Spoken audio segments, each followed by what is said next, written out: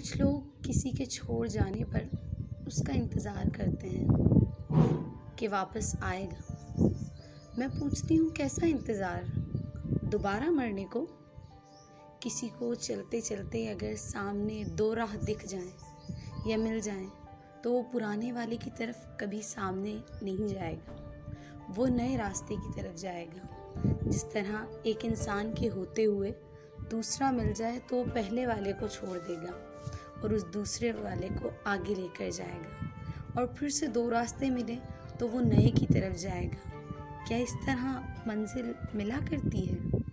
سکون ملا کرتا ہے؟ اگر تم کسی ایک راستے میں ٹھکرائے گئے ہو تو بجائے کسی نئے راستے کی طرف اسی طرح جانے سے بہتر ہے کہ تم وہی راستے کو ٹھیک کر دو، اسی راستے پر چل دو۔ در بدر گھومو گے تو بھٹک جاؤ گے۔ کسی نے ہاتھ پکڑ کر آنسو صاف کر کر نہیں لے کر جانا، تمہیں آگے خود جانا ہے، یہ جان کر کہ تمہاری منزل صرف تمہارا رب ہے، صرف تمہارا رب اور کچھ نہیں۔